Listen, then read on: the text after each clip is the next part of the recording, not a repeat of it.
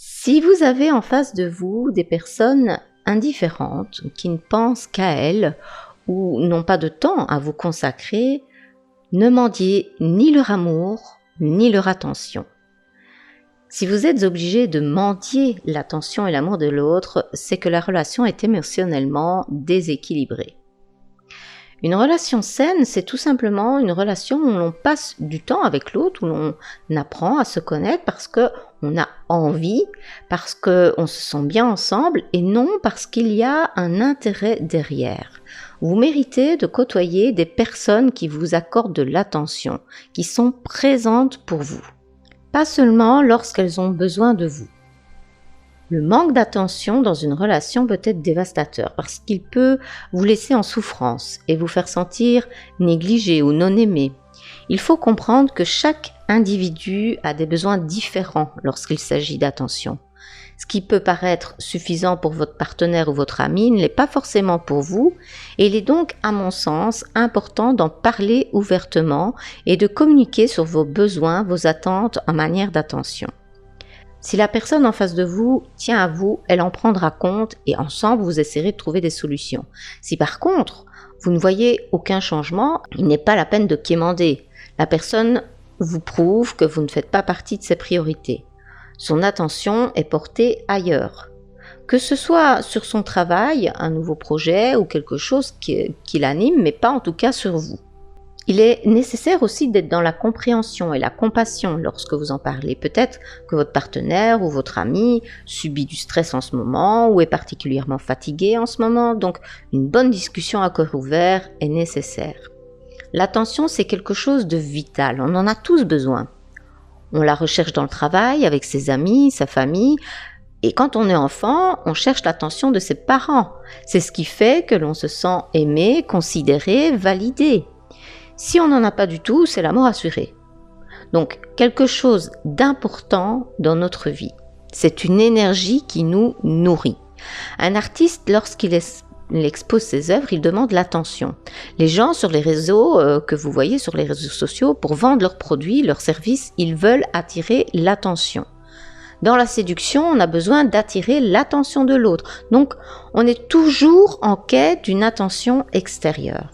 La société dans laquelle on vit nous sollicite constamment, sollicite notre attention, nous vampirise notre attention et donc nous aussi on a besoin de cette attention. Sans ça, on se sentirait vide, on aurait l'impression de ne pas exister, car si on ne fait que donner notre attention, il y a un vrai déséquilibre énergétique. Donc, à notre tour, on va, d'une certaine manière, vampiriser l'attention par plein de stratégies pour s'attacher à des sources extérieures à nous-mêmes, ce qui peut créer évidemment une certaine dépendance à l'autre.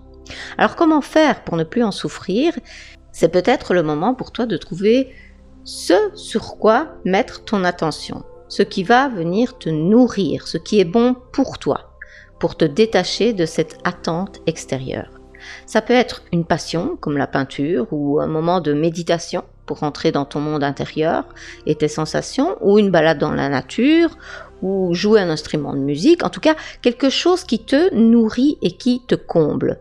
Si l'attention et les échanges que vous avez avec la personne à qui vous tenez n'est pas équilibré, c'est le moment pour vous de penser à vous et de vous détacher de cette attente en comblant l'attention sur vous, avec quelque chose qui vous nourrit, vous fait grandir plutôt que de rester en lien avec cette source d'attention qui se tarit, qui n'est pas présente et qui vous blesse, vous fait sentir peut-être délaissé, rejeté, peut-être que vous vous sentiez humilié ou abandonné et vous risquez dans ce cas de nourrir du ressentiment.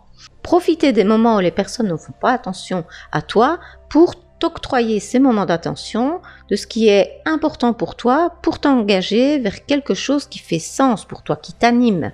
Mets ton énergie là où elle te fera du bien et sera fructueuse pour toi. Ça ne veut pas dire apprendre à se passer totalement des autres, mais ça veut dire ne pas te retrouver en dépendance de cette attention des autres, de cette énergie des autres. Donc, t'auto-nourrir.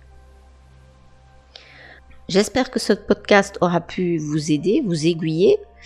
Donc, pour résumer, lorsqu'une personne ne fait pas attention à vous et que vous tenez à cette personne et que vous êtes en carence par rapport à son attention, Premièrement, bien en discuter avec elle, bien expliquer ses besoins, ses attentes, et peut-être être dans une écoute aussi par rapport à l'autre, parce que peut-être que c'est pas le moment pour cette personne d'être attentif à vous, peu importe la raison, que ce soit au niveau du travail, que ce soit parce qu'elle est passionnée par quelque chose, c'est pas le moment pour elle, donc retournez l'attention sur vous-même, faites-vous du bien, répondez à vos besoins, répondez à vos valeurs pour vous auto-nourrir, ce qui n'empêche pas évidemment d'être dans l'échange d'attention avec les autres personnes aussi de votre entourage.